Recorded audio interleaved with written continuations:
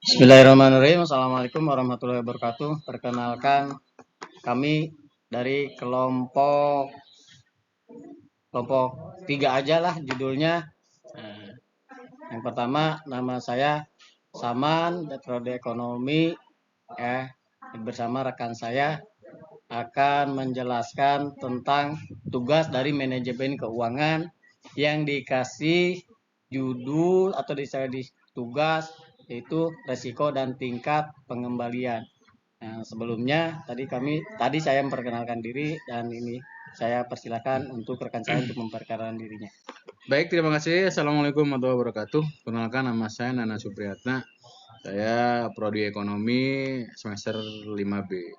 Saya beserta rekan saya nanti akan coba untuk menjelaskan dari mata kuliah manajemen keuangan. Adapun tema yang nanti kita ambil adalah resiko dan tingkat pengembalian. Nanti untuk set yang pertama nanti akan disampaikan oleh Pak Saman. Enggak, silakan Pak Saman untuk memulai tentang risiko dan tingkat pengembalian. Baiklah, kita coba ke slide pertama. Dari risiko dan tingkat pengembalian, pertama kita cari aspek-aspeknya terlebih dahulu ya. Di sini ada atau sudah kita rangkum aspek-aspek pengembalian dan keputusan.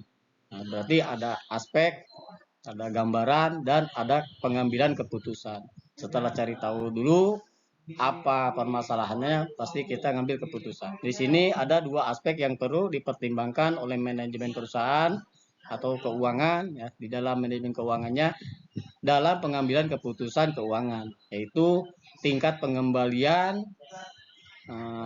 Silakan bahasa Inggrisnya bagaimana dibacanya, Nana? Tingkat pengembalian dalam kurung return. Nah, yang kedua risiko dalam kurung risk atau keputusan keuangan. Jadi dua aspek utama yang kita ambil dari tadi ya, permasalahan tingkat pengembalian dan risiko. Lanjut. Nah, kita bahas return atau pengembalian dulu. Return tingkat pengembalian adalah imbalan yang diharapkan diperoleh di masa mendatang. Jadi segala sesuatu ada imbalannya yang diharapkan. Nah, imbalan di sini berarti yang namanya untuk perusahaan atau manajemen berarti keuntungan yang kita cari dari pengembalian tersebut. Yang kedua, return tingkat keuntungan yang diharapkan. Ya, tadi ya imbalan dan keuntungan yang diharapkan. Kemudian di sini ada grafik ya. Pengembalian dan kita lanjut. Nah, kemudian kita beralih ke risikonya. Nah, di sini ada risiko. Nah, risiko itu digambarkan dengan seperti ini ya. Kita mengambil risiko keputusan. Di mana salah mengambil keputusan akan mengakibatkan fatal ya untuk perusahaan kita atau keuangan kita. Risiko adalah, kita pahami dulu, risiko itu apa? Risiko adalah kemungkinan terjadinya hasil yang tidak diinginkan atau berlawanan dari yang diinginkan. Ya, kita kalau sudah mengambil risiko, apapun hasilnya, kita ya udah itu risiko, yang namanya risiko ya. Kalau misalkan jalannya benar, risikonya ya apa yang diharapkan, tapi terkadang risiko tersebut ya datangnya tidak sesuai dengan yang kita harapkan. Kemudian risiko yang kedua adalah kemungkinan terjadinya penyimpangan dari rata-rata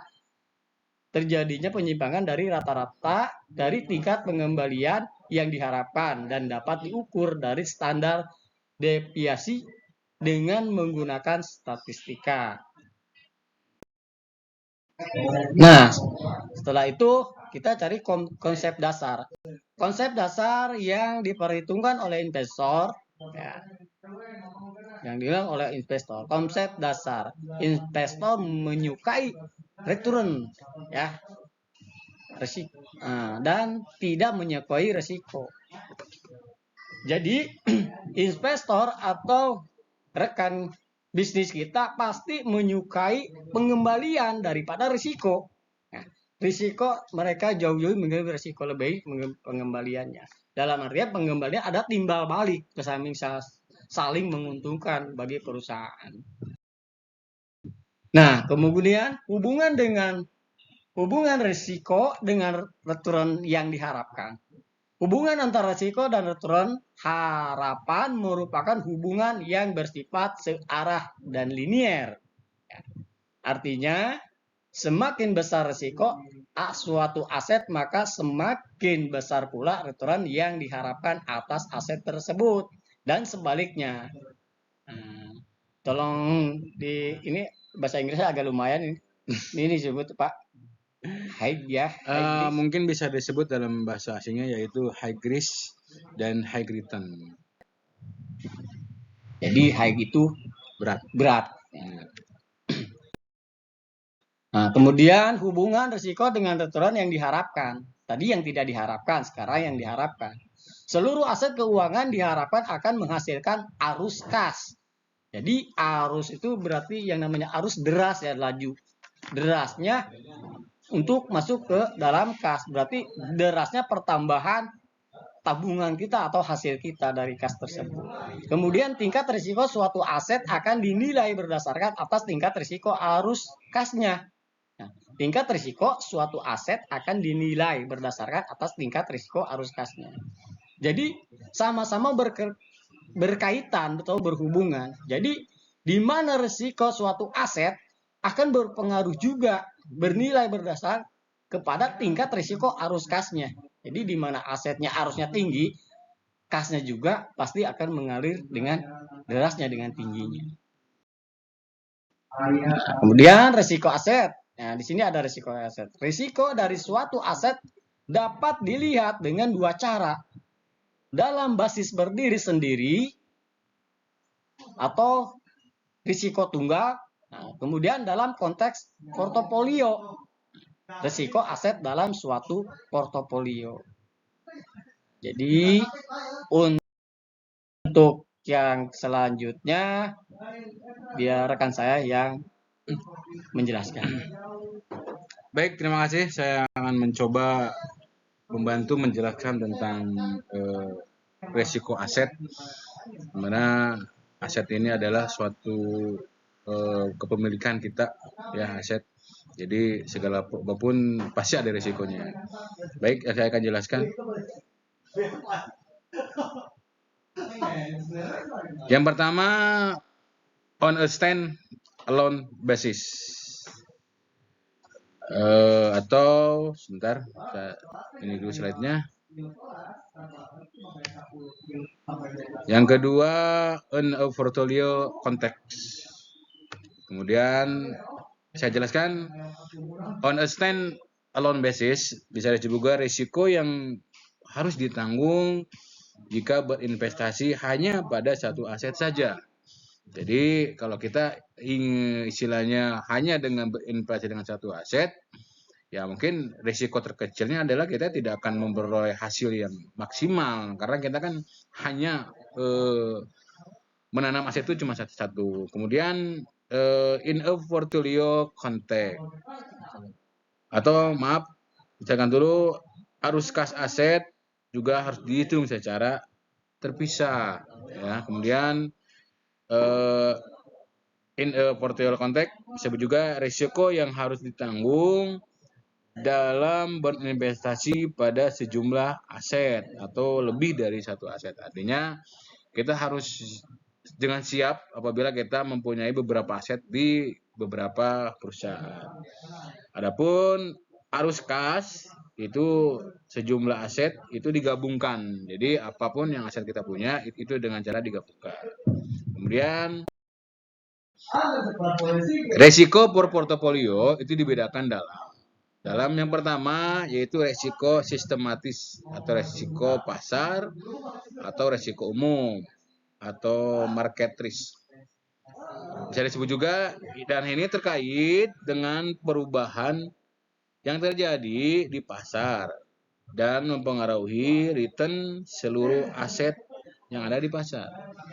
Kemudian risiko tidak disistematis atau risk systematic. atau bisa disebut juga dengan disinvestable risk. Disebut juga atau ini terkait dengan perubahan kondisi mikro perusahaan dan bisa diminimalkan dengan melakukan diversifikasi. Kemudian perishable risk. Ini disebabkan oleh kejadian-kejadian random seperti mogok kerja, sukses, atau gagalnya marketing program. Efeknya terhadap portofolio dapat dihilangkan dengan diversifikasi. Baik, saya akan jelaskan juga tentang market risk. Market risk ini bisa disebabkan ada beberapa faktor. Yang pertama, beberapa faktor yang mempengaruhi tentang market risk itu hampir semua perusahaan seperti inflasi, naiknya harga BBM, perang, resesi, konflik politik, dan lain-lain. Jadi untuk kesimpulan dari resiko dan pengembalian itu sama-sama berkesinambungan. Yang faktor utama untuk perusahaan ya tadi kita hindari dari risiko, sebab investor dan sebagainya juga yang dihindari risiko. Kejarlah pengembalian dalam artian saling menguntungkan dan supaya arus kas kita bertambah dengan deras. Tadi ya yang berimbas pada ini risiko market disebabkan beberapa ada risiko marketingnya berisiko keakibat seperti ini. Oke, hanya segitu yang bisa kami sampaikan. Mohon bimbingan untuk para dosen kami supaya lebih bisa lagi kita menjelaskan atau membahas segala sesuatu. Akhirul kalam. Assalamualaikum warahmatullahi wabarakatuh. Jangan lupa Subscribe. subscribe.